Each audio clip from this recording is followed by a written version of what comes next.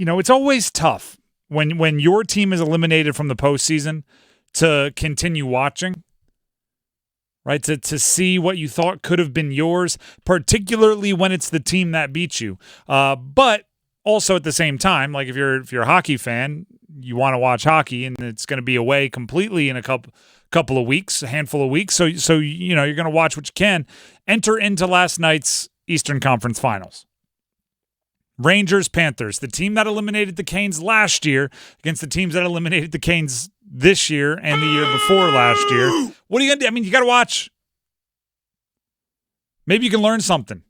Or maybe you could learning is the wrong word. Maybe you could get the cold glass of water to the face that you need, right? Because the season ends, you need your honest friend, right, to look at you and say, no, here's why you didn't win, right? That cold glass of water to the face that'll wake you up for the offseason. And when you have two teams out there with Bob and Igor, maybe the cold glass of water to the face is you need an elite goaltender, right? Maybe the cold glass of water to the face is, hey, guess what?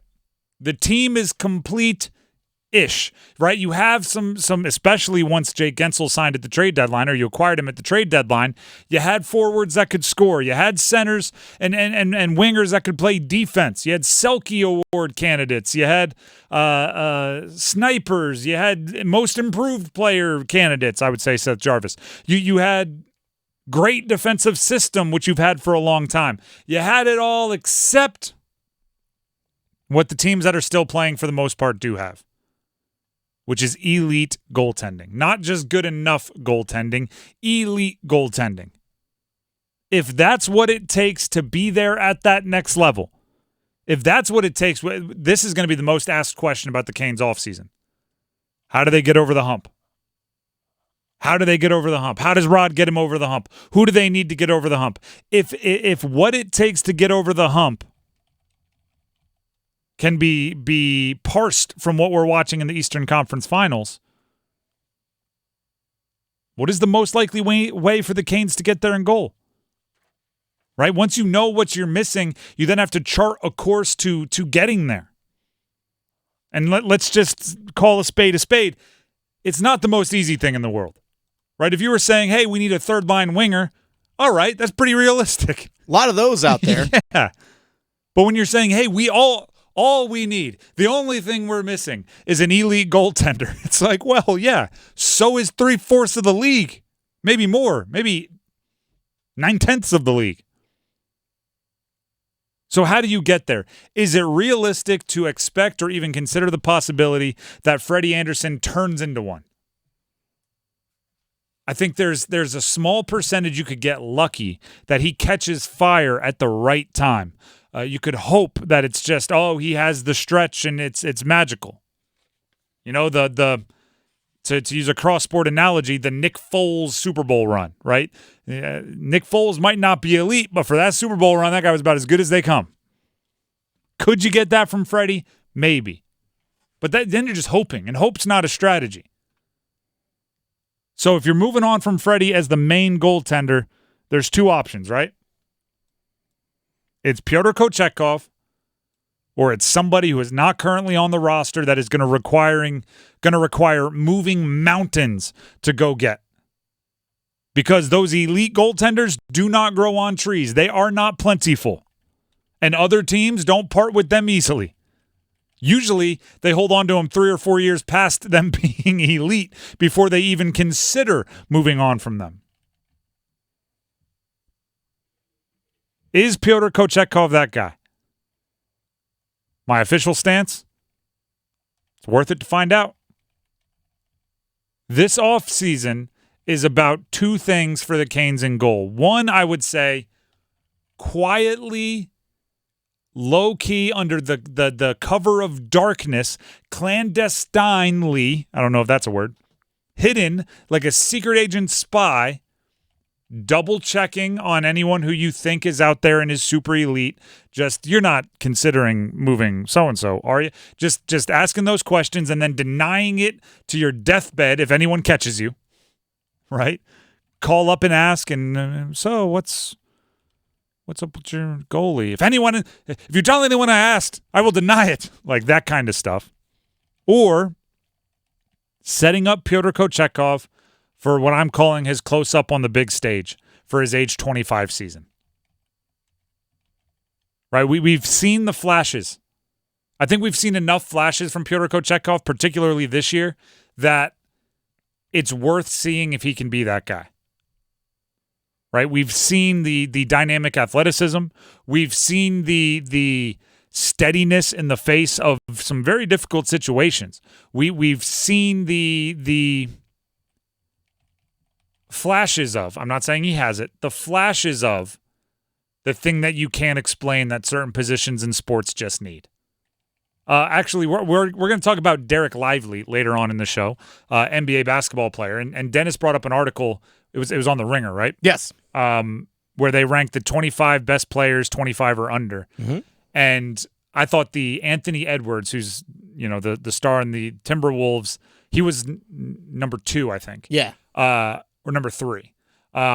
His paragraph was literally just, whatever it is, he's got it. He's right? Got it. Everyone else's was very much like, they have this true shooting percentage. They on the floor, off the floor statistics, the improvement year over year. With Anthony Edwards, it was like, stop trying to explain it. He's got it. Pyotr Kochetkov has shown flashes of that kind of thing.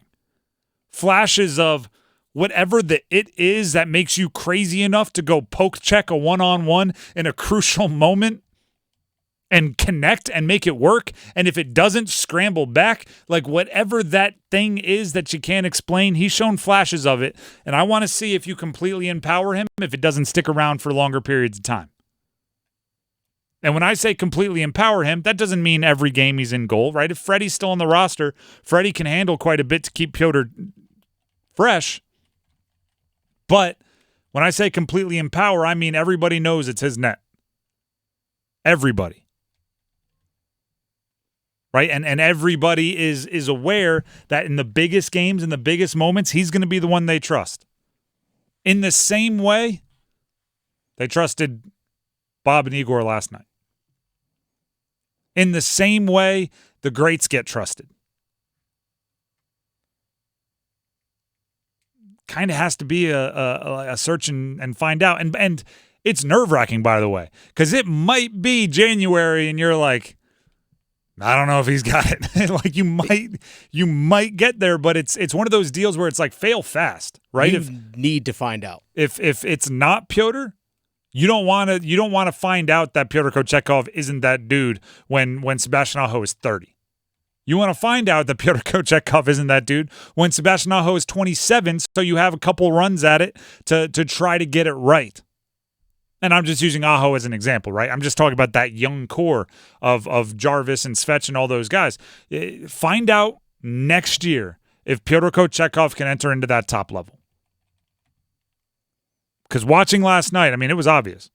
Bobrovsky changes that series. Difference maker last night. Just being out there changes that series. For those who don't know, the Florida Panthers won 3-0 last night. And it's 3-0. It's not even just like the saves, because what was it? Expected goals were 3 and he gave up 0. Yeah. It's not just the shots he stopped. It's you watch the other team think about it more. Mm-hmm. Shots that the Rangers were just letting fly against Freddie. You could see him going, maybe I have to make one more pass to get a better angle on Bobrovsky. And it's that, right? It's, they say it about Wembanyama in the NBA. It's not just he has 3 blocks a game. It's that he has 3 blocks a game and like 10 other shots that they just don't take at the rim because they don't want to be blocked. The Rangers look like a less efficient attacking unit because Bobrovsky is there. That is worth its weight in gold. And if you can get Kochetkov to that point, I mean, that's the difference between still playing and not still playing. That's the difference between achieving your lofty goals and being at home going, well, actually, the series was closer than the final tally indicates, which is what the Canes fans are doing the last few years. I mean, we were down 3-0, but really the games were close in overtime and 1 goal, which is true. But if you had the elite goaltender, it's No, Rangers, it wasn't that close. We're still playing. Yeah, You're exactly. At home. It flips the entire thing. We would have been at PNC last night. Gosh, That's the don't difference. do that to me. I'm just saying, it's true. But if you look at the 11 playoff games the Canes played this postseason, they gave up 3 or more goals in 8 of 11 games. 3 or more. That'll do it. And by the way, it's not all on Freddie. Don't get me wrong. It's not. But if you could steal that one, yep. And like I said, it's or not give up the soft one. It's just how they're treated. Which, by the way, Igor did give up an own goal. Yeah, that's on Lafreniere. That's it was fun to watch. I'm just going to throw that out there. It was good to see.